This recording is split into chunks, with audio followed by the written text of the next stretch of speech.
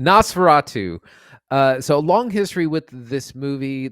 It was originally made in 1922, based kind of copied the Bram Stoker's Dracula, that novel, to the point that the 1922 Nosferatu was sued by Bram Stoker's widow for copyright infringement, and the court ordered Nosferatu to be destroyed completely. And in one of the earliest acts of piracy, it wasn't, some copies got away, and we still have that film. It has since been made into either TV or film, TV movies or series almost 30 times, including the 1979 version by Werner Herzog. We have things like 1992, 93's Bram Stoker's Dracula. So finally, we're having a new version of, kind of a new adaptation of that 1922 version, of course, directed by Robert Eggers. So the story, a young Ellen Hutter, played by Lily Rose Depp, in kind of encounters the Nosferatu, Count Orlok, in kind of a dream, kind of in between this world and that. Years later, she's a married woman to Thomas Hutter, played by Nicholas Hoult. He gets the opportunity to make something of himself, join this business if he can sell this castle to Count Orlok. But he must go to Transylvania. It's a 6-week journey to this old castle, and he's got to sell this property, get the document signed, and come back, and then he will, set his fortune, be able to buy a house, all these things. So we get this brilliant opening sequence where we have a long sequence going out to Transylvania, to the castle. We meet the menacing Count Orlok, played, of course, by Bill Skarsgard, who's developing quite a talent for playing monsters. Incredible character design, and the voice especially, very unique. I don't want to spoil too much, so I won't get into too much. The castle, I mean, he does make the deal, but it's kind of a deal with the devil, and inevitably Count Orlok makes his way to Visburg. This takes place in Germany as opposed to London, like the original Bram Stoker's Dracula. Makes his way to kind of reunite with Ellen Hutter. Meanwhile, we also have Willem Dafoe's Professor von Franz, who's summoned to kind of help relieve these symptoms, because Ellen is having kind of these night seizures. She's sleepwalking. Also involved is Emma Corrin and Aaron Taylor Johnson as the Hardings, who are friends who are involved trying to help out, doing more harm than good sometimes. And of course, the great Ralph Ineson as Dr. Wilhelm Sievers, who's the doctor also helping with this. Lots of mood, lots of talk about. I don't want to get into too much of what's happening, but that's our setup. Zach, what do you think? So I like Nosferatu. I didn't love Nosferatu, but I liked it a lot. And I think I'll like it more over time, because the story is kind of timeless for what it is, both in like how it's managed to be relevant over years and years and decades, but also like evade copyright for being a Dracula story, right? And like be something new and fresh. Like Eggers seems to acknowledge all of that, especially in the credits, where he credits both Nosferatu and Bram Stoker's Dracula. He knows exactly what he's getting here. And I think his story is kind of maybe a timeless retelling, but for the last year, I've been way too hyped to see it, because I knew that it was coming this Christmas, and I was like, when we get new Eggers, it's going to be incredible. I can't wait. So by the time I got to credits in this movie, I was like, it was good, but I didn't love it. And I think I would have loved it more if I had just like, probably as intended, just wandered into a theater and been like, oh yeah, Nosferatu, I'll check that out, and been totally surprised, versus analyzing trailer footage and waiting weeks and weeks to see an interview just to like get a whisper of what's going on. And like, I was just way too excited for Nosferatu, but it's really special and really distinct. And it's very much in line with Eggers' style. It's very emotional, big, strong visuals, incredible cast. Where do we start talking about it? I mean, what do we gush first? I mean, what, maybe just the mood and the look, because I felt similarly. I think this movie is incredibly well made. Like Robert Eggers is someone who loves to do historical research, wants to get the costumes right, the dialogue, the accents, all that. It's incredibly well made and it looks great. I love the first half of this, and then the second half of this, it just kind of feels like a little bit of a mess and is not as focused as the beginning. And so I didn't love it like a lot of people are, but I think it's incredibly well made, and I think the performances are really stars. So why don't we start with performances? Yeah, everybody's fantastic. That's off the top. Holt rocks at looking scared, dude. Like I like Holt a lot. I've liked him for a while, but like my God, he does incredible work at just looking absolutely terrified and just being kind of hypnotized to walk further into the danger by this kind of unseen force. Lily Rose Depp is likely doing the best work of her career so far.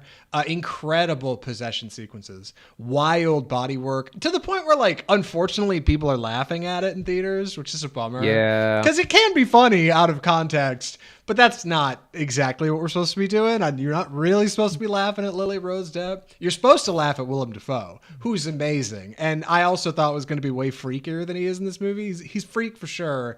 But there's some shots in the trailer of like this like shirtless man sitting in a cell, and I thought for sure that was Willem Dafoe. It's not. That's another character who's delightful. Most importantly, I think the big one you've got to highlight is Bill Skarsgard, right? Like completely lost in the performance. You cannot see him in there. Like he is doing another kind of work that won't really get appreciated on. Yes, he won't really get appreciated like on the big stage. I don't think he's going to be winning an Oscar for this because it is a ton of prosthetics and working in the shadows and a little bit of CGI to tune it up. But it's really fantastic, like genuine performance, just wonderful as this kind of creature. Fantastic. What do you think? Yeah, yeah, I've watched some interviews, and the voice is one thing that is really impressive. It's very low. It's very like this raspy sound, and apparently Bill Skarsgård had to work with an opera coach to kind of train his voice, and he has like a 30-minute warm up to like get it down to where it needs to be, get this gravel, and so the voice work is really good. To the point like people are making all kinds of memes about it and TikTok videos. It's fun stuff. I'm not going to try and recreate it right now, but also just like the I mean, again, it disappears, and this man, like he was Pennywise too, disappeared into that role. So he's incredible. Nicholas Hoult, who kind of carries the first half of the film, going out to Transylvania, doing great work. Like he cannot miss. He has 3 movies this month or December rather. Can't miss. He is good every time. Lily Rose Depp having to do a lot of real incredible physical work. There's no they allegedly said there's no CGI in her stuff when she does like these kind of convulsions and epileptic stuff. It's all her doing it. So that's really, really impressive. She's got it's very emotional. It's very kind of painful. She goes through a lot. And then Willem Dafoe's a bit of the comic relief, and he gets to have fun, but it's not as crazy as something like The Lighthouse, where I mean, there's only 2 characters in that, so it's a lot different. It'd be hard to be that insane. And of course, Ralph Ineson, who is a staple in Robert Eggers. He's been in almost all of them. I'm not sure if he was in The Northman, but he's been in his other 2 films and this. So just incredible cast doing a lot of great work. I think the structure of Nosferatu is a little flawed. Just on its face. Yeah. Like back to the old story. It's kind of 2 different stories that are kind of slammed together. The first half is Hutter's travel to Orlok's castle and going in and meeting him and getting trapped there. And then the other story is Orlok arriving in town and arriving by boat. And in the case of like a recent film like the Last Voyage of the Demeter, like that ship ride could be its own story, like from coast to coast with a creature on board, right? Like hiding. Like it's kind of a multitude of things. And so the movie's a little full for sure. And it has to take a pivot in the middle, like to kind of pivot away from Nicholas Holt's character and into Lily Rose Depp's more. I do like the relationship. I like that it's uniquely sexual. Whole movie's sexual, which is a lot of fun. I thought Baby Girl was going to be the horniest thing at the movies this holiday. Now I'm not sure. But that makes it a really good time. And also like is fantastic setup for the look of this movie. I know you had mentioned kind of like these possession sequences that look really wild with Lily Rose Depp. Like that's only part of it. The movie opens with this like really fun dream sequence. There's a lot of these throughout the movie, these kind of hallucinatory visions or like sensations that these characters feel, like these kind of dreams that they may have. Nicholas Hoult has this really wild one at this kind of like Romanian settler camp, Transylvanian settler camp outside of Orlok's The place. castle. Like, Yeah. yeah, I like just I wonder if there's a version of this movie that's coming along in black and white.